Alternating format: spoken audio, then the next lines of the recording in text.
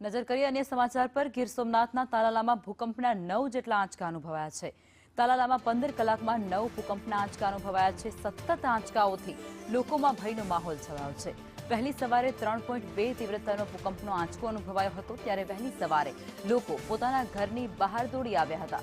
કેન્દ્રબિંદુ એ તાલાલાથી 24 kilometre ઉત્તર પૂર્વમાં નોંધાયું છે। 20 જેટલા ગામોમાં ભૂકંપની અસર વર્તાય છે। હિરણવેલ, ચિત્રાવડ, બોરવાવ ગીરમાં પણ આ ભૂકંપ આંચકાની અસર વર્તાય છે। ત્યારે વાઘા ગીર સહિત જે ગામો છે તેની અંદર પણ ભૂકંપના આંચકા અનુભવાયા છે। સંવાદદાતા રાકેશ અમારી સાથે જોડાયા છે। રાકેશ, તાલાલામાં ભૂકંપના 9 જેટલા આંચકા અનુભવાયા છે, લોકોમાં ભયનો માહોલ, શું કહેશો?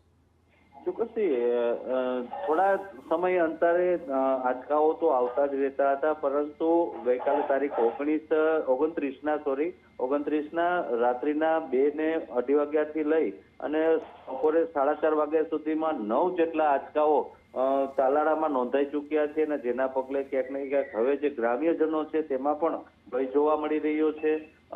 હિરણવેલ, ચિત્રાવડ, બોરવાવ ગીર, ધાવા ગીર સહિતના ગામોમાં આ જે આંચકાઓની અસર જોવા મળી છે। આંચકાઓ 2.9 થી 7.5 કિલોમીટરની ત્રિજ્યામાં જોવા મળ્યા છે, અને તાલાળા તાલુકાના 20 જેટલા ગામોમાં આ ભૂકંપના આંચકાઓની અસર જોવા મળી છે। કહી શકાય કે વહેલી સવારે મીઠી નીંદરમાં લોકો સૂતા હતા અને અચાનક આંચકાઓ અનુભવતા લોકોમાં ક્યાંક ને ક્યાંક ભય પણ જોવા મળી રહ્યો છે। એટલે કહી શકાય 15 કલાકમાં 9 જેટલા ભૂકંપના આંચકાઓના પગલે તાલાળા પંથકના જે ગીર પંથકના લોકો છે તેમાં ભય જોવા મળ્યો છે। આભાર રાકેશ।